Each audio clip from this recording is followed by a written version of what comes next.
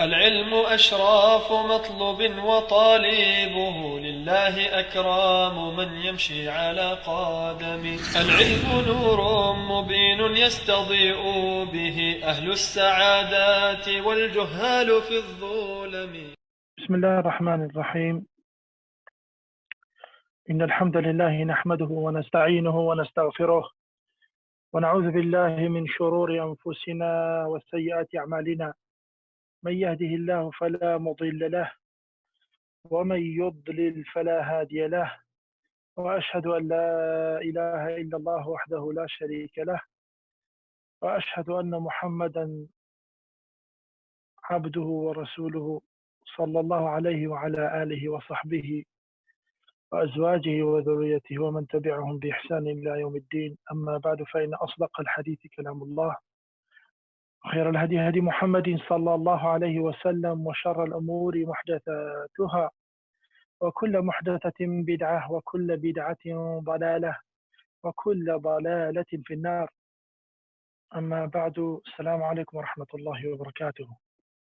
My dear brothers and sisters, before we start our dars, inshallah, there was a brother, Jazahullah khairan, tried to rectify a mistake that he thought occurred or appeared on a book of Sheikh Ibn Uthaymeen in that explains and translate Al-Bayquniya from the beginning of our lessons. They had a comment, which is that the book, when he explains the science of hadith, ilm al-riwaya, narration and diraya, that is basically the explanation is upside down. I have explained the science of narration, riwaya, wrongly, and is the definition is for science of diraya, and the diraya one is for science of riwaya. But it's Jazakallahu khairan, there is no mistakes at all. The translation and the explanation and the definition of ilm al-riwaya, I'm going to repeat it, of Ibn Uthaymeen, and it's not from Ibn Uthaymeen rahimahullah, is from other greater predecessors of the scholars of hadith, which is Ibn Uthaymeen said, ilm al-riwaya yabhathu amma ينقل عن النبي صلى الله عليه وسلم من أقواله وأفعاله وأحواله ويبحث فيما ينقل لا في النقل. I'm reading the Arabic one. Then he said on the diraya, علم يبحث فيه عن أحوال الراوي والمروي من حيث القبول والرد. This is the explanation of Ibn Uthaymeen. And look what Imam Suyuti said rahimahullah in the beginning of Tadrib al-Rawi. He said the same thing of Ibn Uthaymeen said rahimahullah. He said علم الحديث الخاص بالرواية علم يشتمل على نقل أقوال النبي صلى الله عليه وسلم وأفعاله وروايتها وضبطها وتحرير ألفاظها. Exactly like Ibn Uthaymeen said rahimahullah. Then he says العلم الخاص بالدراية علم يعرف منه حقيقة الرواية وشروطها وأنواعها وأحكامها وحال الرواة وشروطهم وأصناف المرويات وما يتعلق به. طبعا Imam Suyuti, he brings that definition from Ibn al-Ikfai rahimahullah, and this is in Tadrib al-Rawi, شرح تقريب النووي للإمام النووي. And in the book of توضيح الأفكار للإمام الصنعاني rahimahullah, he says from the beginning مختصر يشتمل على مهمات علوم الحديث وهو علم دراية لا رواية رسمه الشيخ عطا في مختصره المسمى بالقول المعتبر في مصطلح أهل الأثر بقوله علم يعرف به حال الراوي والمروي من جهة القبول والرد. Exactly like ابن عثيمين رحمه الله. وموضوعه الراوي والمروي عنه من هذه الجهة، وغايته معرفة ما يقبل وما يرد. وأما الحديث فهو علم رواية، ورسمه أيضا بأنه علم طبعا ورسمه أيضا بأنه علم يشتمل على نقل ما أضيف إلى النبي صلى الله عليه وسلم قيل أو إلى صحابي فمن دونه قولا أو فعلا أو هما أو تقريرا أو صفة. This is two great muhaddis from the كبار المحدثين, and they are very famous. They give the same definition of Sheikh Ibn Uthaymeen. فجزاكم الله خيرا. The definition of Sheikh Ibn Uthaymeen, it was not wrong, and the copy was not wrong, and it's not been translated wrong at all. Barakallahu fikum. And I know there's a small dispute between scholars in definition of these two, but let us not be hasty. Barakallahu fikum wa jazakumullahu khairan. Let us come back to our lesson, inshallah. قال المؤلف رحمه الله تعالى, the Sheikh said, مؤلف the author, may Allah subhanahu wa ta'ala have mercy on him. وما يخالف ثقة فيه الملا فالشاذ والمقلوب قسمان تلا. طبعا this is the 21st and the 22nd branch of the branches of the science of hadith, and this is the shad and maqlub, the odd, inshallah, the odd, and the maqlub, the hadiths which is upside down, flipped hadith. فالشاذ مأخوذ من الشذوذ لغة, inshallah, we have explained before. اصطلاحا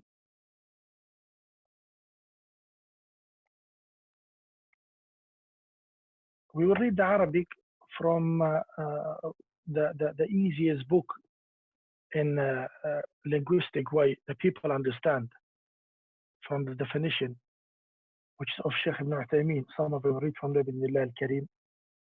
يعني Sheikh said, ومعلوم طبعا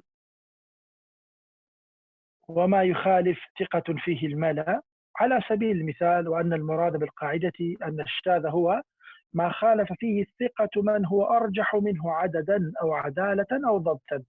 The shadh we have explained before is that a trustworthy narrator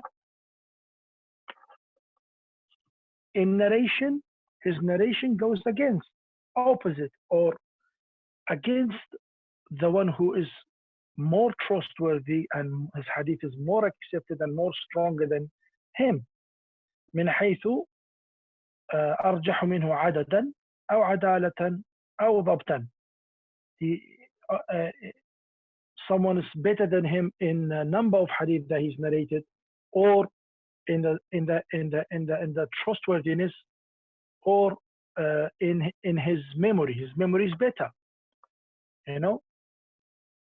So if he's like that, we'll give the example, then you understand more inshallah. ومعلوم أن الأشراف في علم الحديث هم الحفاظ العدول، فيكون كلامه شاملا من هو أرجح عددا أو عدالة أو حفظا. طبعا the كبار, if your hadith that you narrate and you are someone who is not really well known, and he goes against something that have not talking about same matter, but you are saying something different to someone far more better than you, like those kibar imams, Malik, Ahmad, Shafi'i, وهلم جرا, Bukhari, Muslim, your narration will be looked at as odd and it's weak, unless we have other condition we apply to. We will come to inshallah. مثال العدد, we give the example of numbers. روى جماعة عن شيخهم حديثا, a group of people, they narrated one hadith from their sheikh. ثم انفرد أحدهم برواية تخالف الجماعة وهو ثقة. Then one of those narrators, from his narration, what he utters, what he delivers,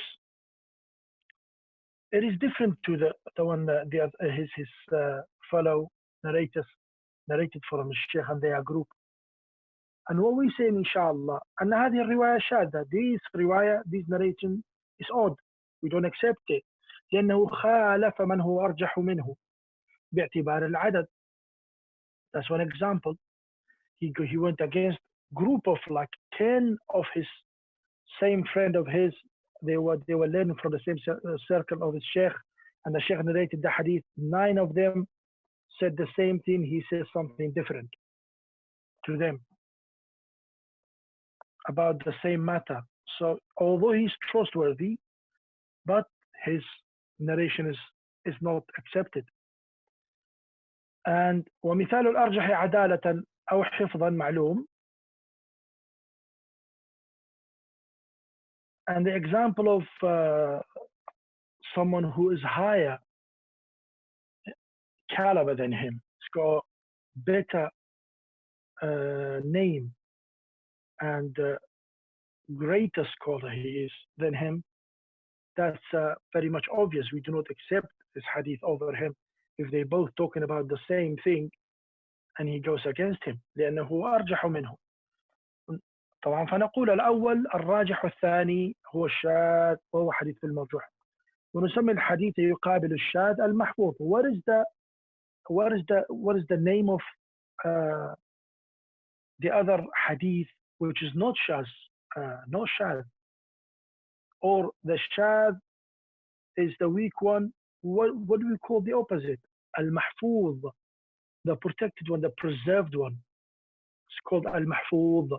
ومثاله, example of that, حديث ablution of Prophet sallallahu alaihi wasallam, أنه توضأ فأخذ لرأسه ماء غير فضل يديه. Prophet sallallahu alaihi wasallam, when he performed wudu, which is ablution, he took a separate water to wipe his head, not the water that's left over from washing his hands.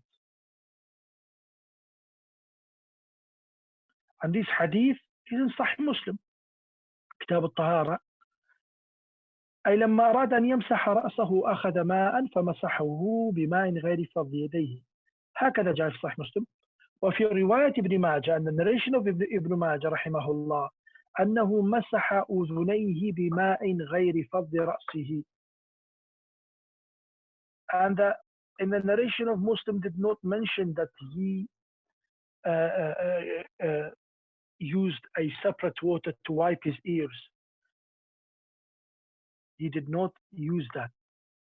He on the narration of Imam Muslim does not mention that. In the narration of Ibn Majah rahimahullah, he said he used a different water for his ears sallallahu alayhi wa sallam. فاختلفت الروايتان. Both we have a dispute both narrations. طبعا narration of Sahih Muslim فرواية مسلم أنه أخذ ماء جديد لمسح الرأس غير ماء اليدين. Narration of Sahih Muslim, he got new water for his head, not the same water that left over from his hands washing.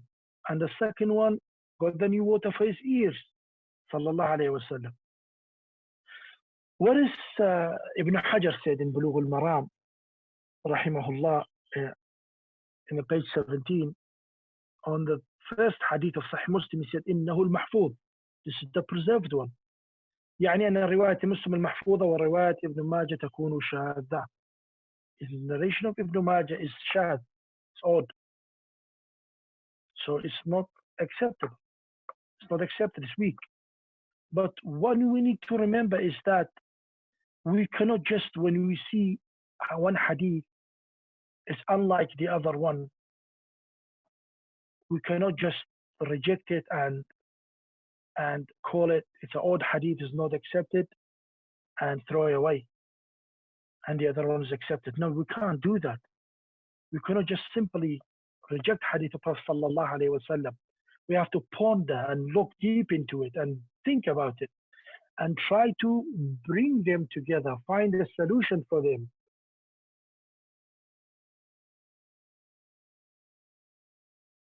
because when you reject it and you say it is not acceptable, this hadith we cannot accept it because it has a illa, mu'all, al-hadith mu'all, and from the condition of صحيح يرويه عدل ضابط عن مثله معتمد في ضبطه ونقله أن يكون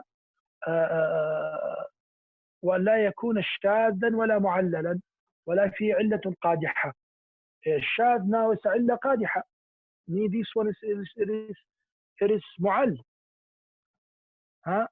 But you have to have a look. It is really علة قادحة or علة غير قادحة.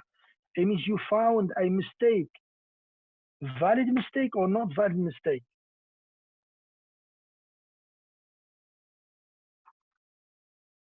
That's why Imam Ibn Khuzaymah said, rahimahullah ta'ala, he used to say, is there anyone who has any hadith that he cannot find solution for them?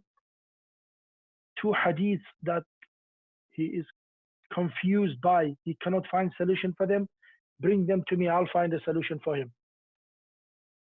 فلا بد من التأمل ربما يبدو مخالفا ولكن عند التأمل لا يكون مخالفا. مثلا for example hadith of اللهم رب هذه الدعوة التامة والصلاة القائمة آت محمد الوسيلة والفضيلة وابعثه مقاما محمودا الذي وعدته.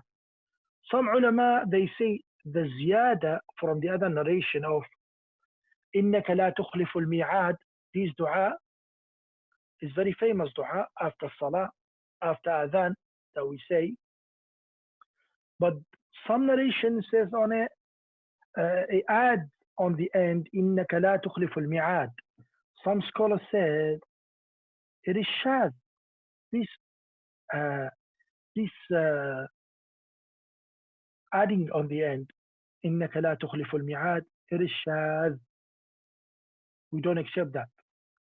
لأن أكثر الرواة, because the most of the narrators narrates that when they narrated that hadith from Prophet sallallahu alaihi wasallam, it was without this إنك لا تخلف الميعاد. Apart from one narrator, he narrates it إنك لا تخلف الميعاد. طبعا some ulama, they said, one of them Sheikh Albani rahimahullah, إنك لا تخلف الميعاد زيادة شاذة rahimahullah. But some other ulamas they rejected that opinion. They said no. Why we call it odd? Because we do not call it odd. It is not rejected because it does not take away anything from the meaning of the hadith. It does not go against it. It does not specify it. You know, it doesn't change anything from the hadith. And the word came from ayah, from Quran. Allah subhanahu wa ta'ala, from the dua of believers, always said, رَبَّنَا وَآتِنَا مَا وَعَدتَّنَا عَلَى رَسُولِكَ وَلَا تُخْزِنَا يَوْمَ الْقِيَامَةِ إِنَّكَ لَا تُخْلِفُ الْمِيعَادِ. Another dua, وَلَا تُخْزِنَا يَوْمَ الْقِيَامَةِ إِنَّكَ لَا تُخْلِفُ الْمِيعَادِ. And because of that, it is not odd and it's not rejected, and the hadith is not weak.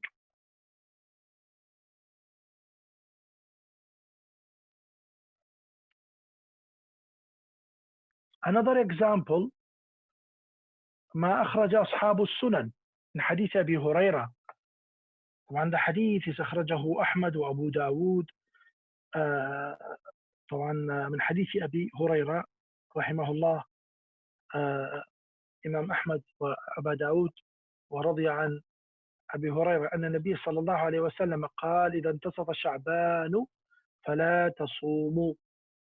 طبعا هذا الحديث صحه بعض العلماء وقال إنه يكره الصيام تطوعا إذا انتصف شعبان إلا من كانت له عادة فلا كراهة. وقال الإمام أحمد, طبعا some علماء they said this hadith, which is they authenticated it, that they said you do not fast when you reach middle of Sha'ban. You do not start fasting from the middle of Sha'ban. And Imam Ahmad said it is not makruh, and it is recommended لا يكره لأن هذا الحديث شاذ. He said it is recommended, it's not disliking, because this hadith is odd. This hadith goes against hadith Abi Huraira himself in Sahihain, Bukhari and Muslim, when he says صلى الله عليه وسلم لا تقدموا رمضان بصوم يوم ولا يومين إلا رجلا كان يصوم صوما فليصمه. والحديث أخرجه البخاري في كتاب الصوم رحمه الله. This hadith of Prophet ﷺ that he said, do not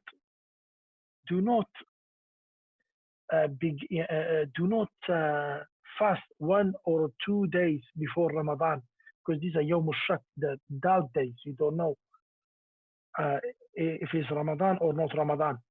بصوم يوم أو يومين إلا, except for those people who they have their regular fast that they fast, then they can fast. For example, someone fasts Mondays and Thursdays all the time. Okay, they can fast. Someone fasts Siyamu Dawood.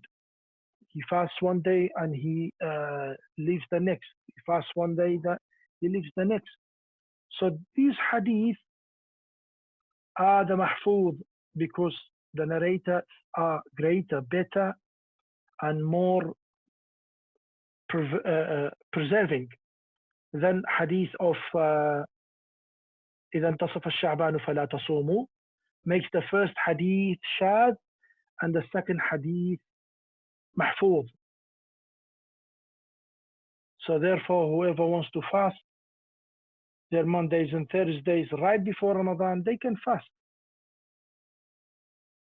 Because Prophet ﷺ in another hadith, he says, Aisha radiallahu anha, she says, كان أكثر صياما بعد رمضان في شعبان كان يصومه كله. Prophet ﷺ almost used to fast all Sha'ban. Sallallahu alayhi wa sallam. And another hadith which is very much disputable hadith, a hadith between scholars, حديث of ما أخرجه أبو داود في سننه عن النبي صلى الله عليه وسلم, that Abu Dawud narrated from his book of Sunan from the Prophet صلى الله عليه وسلم, and the hadith is Imam Ahmad narrates it to من حديث الصماء أخت عبد الله بن بصر, that the sister of Abdullah ibn Busr, he says صلى الله عليه وسلم لا تصوموا السبت إلا فيما افترض عليكم, do not fast a day of Saturday unless فيما افترض عليكم, unless it is obligatory fast. طبعا some scholars here, they say this hadith goes against the hadith of Sahihain in Bukhari and Muslim, that one of his wives of Prophet ﷺ came to him, she came to him and she was fasting, and it was a Friday, it was a Friday, sallallahu alaihi wasallam, and he asked, are you fasting? She says yes. He said, did you are you going to fast tomorrow? She says no. He says, فأفطري, break your fast. Because of he asked, أتصومين غدا, are you going to fast tomorrow? Makes the first hadith shad, because he mentioned Saturday. But as Sheikh Albani, rahimahullah, he has a long dispute with many scholars regarding that. Sheikh Albani says this is not shad, this is a proper hadith, sanad has no wrong with it, and Prophet ﷺ does not talk about just fasting on Saturday for any reason. He specified this, sallallahu alaihi wasallam, specifically said, do not fast Saturday unless it is obligatory upon you. And because he gives that condition and the exception, this exception protects this hadith from being shad or maqlub. Some ulama came, other ulamas, they said, no, it's not shad at all. There's a solution for that hadith, which is what Prophet ﷺ meant by that is if you fast Saturday on its own, it is not recommended. It's not allowed on its own. But the word of إلا فيما افترض عليكم kills that possibility. Allah subhanahu wa ta'ala knows best. It is not the place to explain that. We explain the shad and we come to hadith al-maqlub. طبعا